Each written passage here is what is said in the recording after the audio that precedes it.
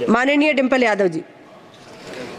सभापति महोदय, आपने मुझे बजट में बोलने का मौका दिया, मैं आपको धन्यवाद देना चाहती हूँ। हमारा देश किसान प्रधान और कृषि प्रधान देश है। अगर हमारे किसान और युवाओं का भविष्य सुनिश्चित नहीं कर पा रहे हैं हम, तो मैं समझती हूँ कहीं ना कहीं हम सब अपने फर्ज से डगमगा रहे हैं। जहाँ वित्त मंत्री ने 9 प्राथमिकताओं की बात करी और कृषि को जहाँ पहला स्थान दिया गया, वही मैं वित्त मंत्री से पूछना चाहती हूँ कि कृषि ग्रामीण अर्थव्यवस्था की वृद्धि दर क्या है।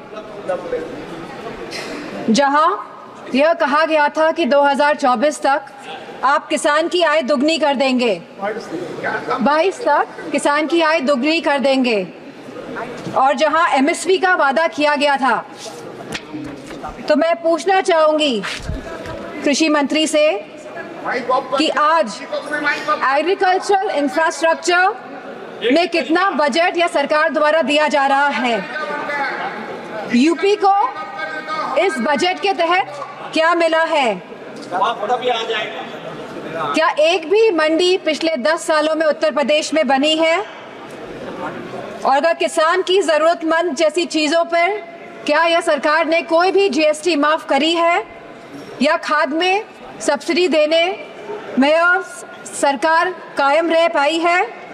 और जहां खुद प्रधानमंत्री आए थे उत्तर प्रदेश में विधानसभा चुनाव में, और उन्होंने वादा किया था उत्तर प्रदेश की जनता को, उत्तर प्रदेश के लोगों को, कि वो आवारा मवेशियों की समस्या से किसानों को हल दिलाएंगे, निजात दिलाएंगे। तो क्या इस आवारा पशुओं की जो समस्या है, जिसकी वजह से आज हमारा देश चौकीदार बन गया है, रात भर सो नहीं पा रहा है, तो क्या कोई प्रावधान बजट में रखा गया है इस समस्या को लेके? इसी के साथ जहाँ किसान आंदोलन में लगभग 700 किसानों ने अपनी जान गंवाई, जहाँ उत्तर प्रदेश में भी लखीमपुर खीरी में जहाँ किसानों को रौंदा गया मंत्री जी के बेटों द्वारा, हम पूछना चाहते हैं इस सरकार से कि जहाँ जो 2014 से 22 तक लगभग 1 लाख किसानों ने आत्महत्या की है, तो हम वित्त मंत्री से पूछना चाहते हैं कि प्रधानमंत्री फसल बीमा योजना के तहत कुल किसान लाभ कितना मिला है, और कहीं इसमें गिरावट आई है तो कितनी गिरावट आई है। यह सरकार लगातार 1 दशक से किसानों की अवहेलना कर रही है। गांव की अर्थव्यवस्था पूरी तरह चरमरा गई है, और इसकी एक बड़ी वजह महंगाई है। और जहां मनरेगा में इस सरकार ने 89,000 करोड़ का बजट दिया है, तो हमारी मांग है कि कम से कम 100 दिन की वेजेस मनरेगा के तहत लोगों को सुनिश्चित करी जाए, और लगभग 20% मनरेगा का बजट बढ़ाया जाए। इसी के साथ शिक्षा बजट में भी लगातार हमारा घट रहा है, जहां यह केवल आज 2.5% है of the total budget spending allocation, और जहां यूनेस्को ने बेंचमार्क दिया है कि लगभग यह 4 से 6% तक होना चाहिए, वही यूजीसी के फंड्स लगातार घटाए जा रहे हैं, और इसको लगभग इस बार 7 से 61% घटा दिया गया है।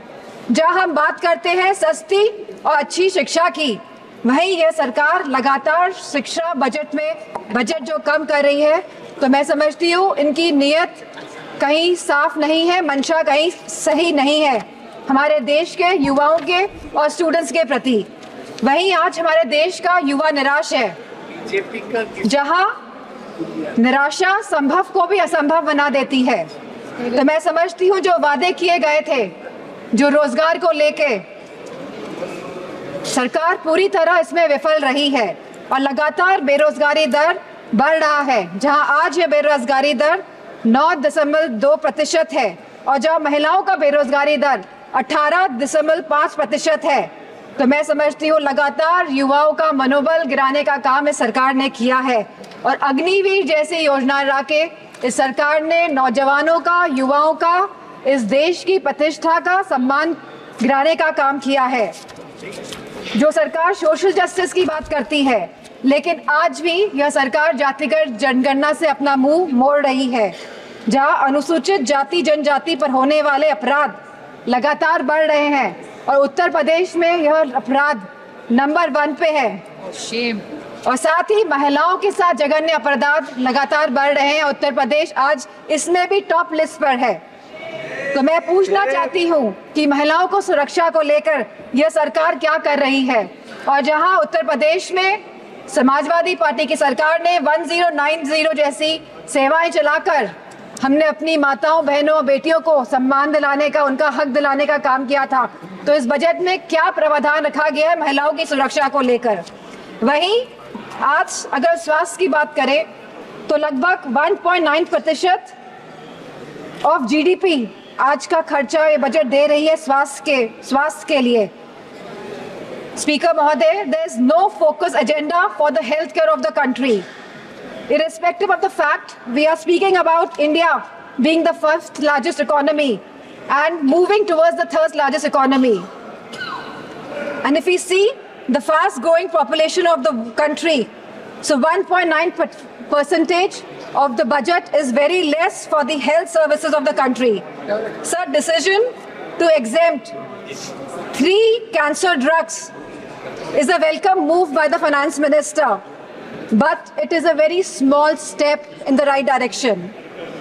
Sir, मैम, हमारे उत्तर प्रदेश में लखनऊ में एक कैंसर इंस्टीट्यूट जिसमें लगभग 1000 करोड़ रुपए लगे हैं वो तैयार है, लेकिन ना केंद्र की सरकार ना स्टेट की सरकार ये सुनिश्चित कर रही है कि सुचारू रूप से वो कैंसर इंस्टीट्यूट चल सके, क्योंकि कैंसर के केसेस लगातार देश में बढ़ रहे हैं। और मेरा मानना है कि अगर ये कैंसर इंस्टीट्यूट सही ढंग से सरकार चला लेती है तो सस्ता इलाज हम अपने देशवासियों को दे पाएंगे। Very good suggestion.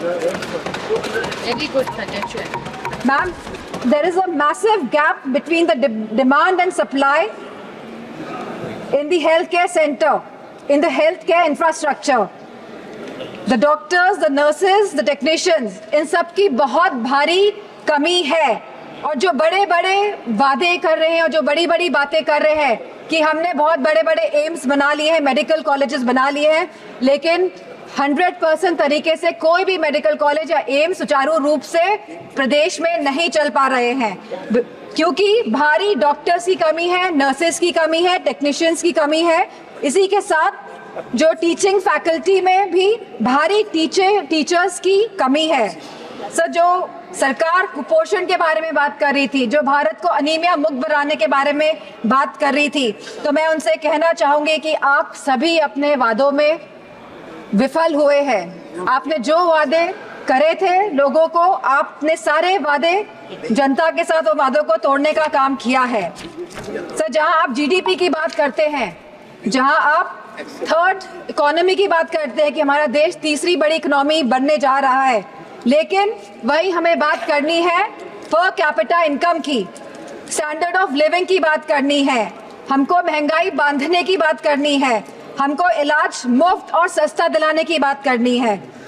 और जो कैपिटल एक्सपेंडिचर की आप बात कर रहे हैं, तो मैं समझती हूँ इसमें भी समय सीमा तय होनी चाहिए कि इंफ्रास्ट्रक्चर के जो भी प्रोजेक्ट्स बन रहे हैं उनकी समय सीमा निर्धारित हो, क्योंकि यह टैक्स का मनी है, ये जनता का पैसा है। धन्यवाद माननीय सदस्य। Ma'am, 2 minutes I will take ma'am. यह जनता का पैसा है और इसे सही ढंग से इस्तेमाल करने के लिए हम सब प्रतिबद्ध हैं। सर, इसी के साथ मैं कहना चाहूंगी कि reformative and revolutionary changes can come in the country even after 11 years, but the dedication and concentration is required from the government. Nothing can alter the past but responsible behavior by the government, and I'm not playing a blame game here. I'm saying a responsible behavior is the behavior in which we are responding to the present situation, and if the government plays a responsible behavior, then formative changes can come in the country. Thank you, Speaker. Very good.